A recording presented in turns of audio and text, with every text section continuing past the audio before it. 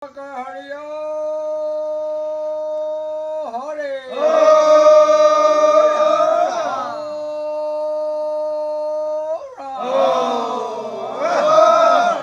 এই মুহূৰ্তত আমি উপস্থিত আছোঁ মহাপুৰুষ শংকৰদেৱ গুৰুজনাৰ পবিত্ৰ জন্মস্থান বটদ্ৰৱাৰ কীৰ্তন ঘৰৰ সন্মুখত আমি উপস্থিত আছোঁ। আৰু এই মুহূৰ্তত আমি এটা পৰিৱেশ দেখুৱাবলৈ বিচাৰিছোঁ যে সমগ্ৰ ৰাজ্যজুৰি যিহেতু মাঘ বিহুৰ প্ৰস্তুতি চলিছে, মাঘ বিহুক আদৰিবৰ বাবে প্ৰস্তুতি চলিছে, আৰু তাৰ সমান্তৰালকৈ মহাপুৰুষ শংকৰদেৱ গুৰুজনাৰ পবিত্ৰ জন্মস্থানতো যদি চোৱা যায় দেখিব যে সত্ৰীয়া পৰম্পৰাৰে মাঘ বিহুক আদৰিবৰ বাবে সত্ৰৰ ভকত বৈষ্ণৱসকলে প্ৰস্তুতি চলাইছে। আৰু আমি পোনপটীয়াকৈ দৰ্শকসকলক পৰিৱেশ দেখুৱাইছোঁ। গুৰুজনাৰ দিনৰে পৰা এই পৰম্পৰা বটদ্ৰৱাত চলি আহিছে আৰু এইবাৰো ব্যতিক্ৰম নহয়। সত্ৰৰ ভকত বৈষ্ণৱসকল একত্ৰিত হৈ তেওঁলোকে হৰিধ্বনি দিয়া যি পৰম্পৰা, সেই পৰম্পৰা অক্ষুণ্ণ ৰাখিছে।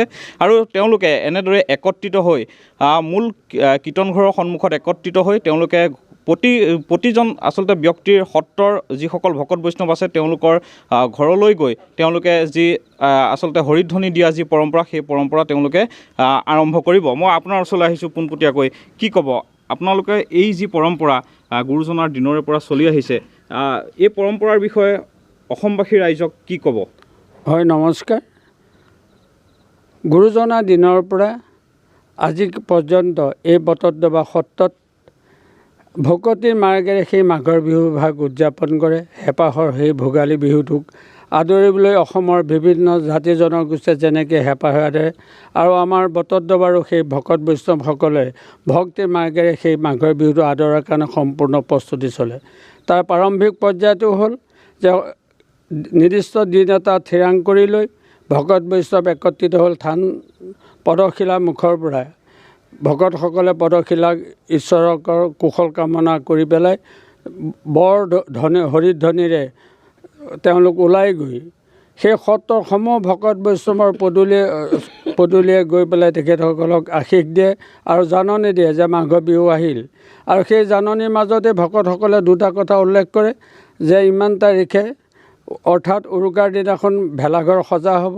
ভেলাঘৰৰ কাৰণে প্ৰতি ঘৰৰ মানুহে একোটা খেৰ একোডাল বাঁহ দি পেলাই যাৰ পৰম্পৰা আছে যে আমি হজ কৰিব লাগিব, সমূহ ভকত বৈষ্ণৱক আমন্ত্ৰণ কৰি দিব, আশীষ দিব, যাতে সেইদিনাখন গৈ মাঘৰ বিহু উৰুকাৰ দিনৰ ভাগতে ভেলাঘৰ সাজিব, যাক আমি হজ কৰা বুলি কওঁ। সমূহ ৰাইজে তাত হজ কৰিবলৈ সুন্দৰকৈ এটা ভেলাঘৰ নিৰ্মাণ কৰিব আৰু সেই ভেলাঘৰ নিৰ্মাণ কৰি ভকতিৰ মাৰ্গেৰে ৰাতিলৈ তাত আসন স্থাপন কৰি পেলাই আমাৰ ভক্তিৰ মাৰ্গেৰে তাত ৰাতিটো নাম প্ৰসংগ হয়। নাম প্ৰসংগৰ অন্তত ভকত বৈষ্ণৱ ঘৰলৈ। এই নাম প্ৰসংগৰ ভিতৰত আটাইতকৈ উল্লেখনীয় বিষয় হ'ল যে আমাৰ মাঘৰ বিহুত আমাৰ সত্ৰৰ নিয়ম যে কেঁচা মিঠৈ লাড়ু দিয়া হয়, আৰু সেইটো অতি পবিত্ৰৰ চিন। আৰু সমস্ত ভকত বৈষ্ণৱে সেই যেন মিঠৈ কেঁচা লাড়ুটো খাই তেওঁলোকে বছৰটোক কুশল কামনা কৰে। তাৰ পিছৰ দিনা সমস্ত সত্ৰৰ ভকত বৈষ্ণৱ লগতে ডেকা যুৱক আয়তীসকলে গৈ ৰাতিপুৱা সেই ভেলাঘৰ স্থানত উপস্থিত হয়। গুৰুজনাই সৃষ্টি কৰা দিহানামেৰে থিয় হৈ ভকত বৈষ্ণৱ মণ্ডলিক আকাৰে ঘূৰি ঘূৰি ভকত বৈষ্ণৱসকলে থিয় দিহানাম গায়। থিয় দিহানামৰ অন্তত তেখেতসকলে উপদেশ দিয়ে। উপদেশৰ পিছতে ভেলাঘৰটো পবিত্ৰতা অক্ষুণ্ণ ৰখাৰ স্বাৰ্থত সেই জুই লগাই দি পেলাই ভকত বৈষ্ণৱ ঘৰলৈ গুচি আহে।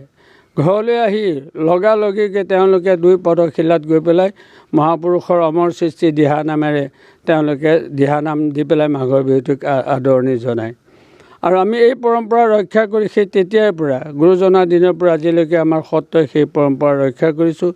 আৰু আমি পদশিলাতে আমি হৰিধ্বনি দিওঁতে এনেকৈহে আমি হৰিধ্বনি দিওঁ যে সত্ৰৰ মংগল কুশলাৰ্থে উৎসৱা কৰে হৰি অ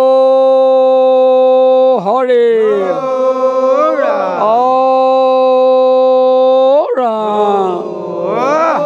এই পদ্ধতিৰে আমি পদশিলাৰ পৰা ওলাই আহি প্ৰতিজন ভকতৰ ঘৰে ঘৰে গৈ পেলাই মাঘৰ বিহু আগজাননী দি আৰু তেখেতসকলক কুশল কামনা কৰি পেলাই আমি আশীৰ্বাদ এফেৰা দি পেলাই এইদৰে আমি পৰম্পৰা ৰক্ষা কৰি আহিছোঁ।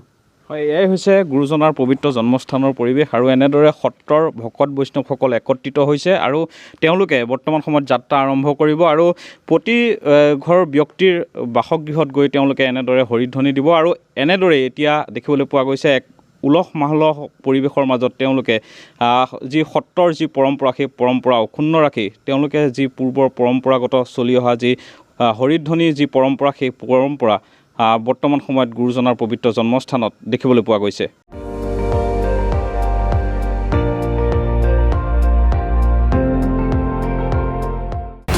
আপুনি চাই আছে ND24 সৰ্বশ্ৰেষ্ঠ নহয় সৰ্বোত্তমৰ দৌৰ।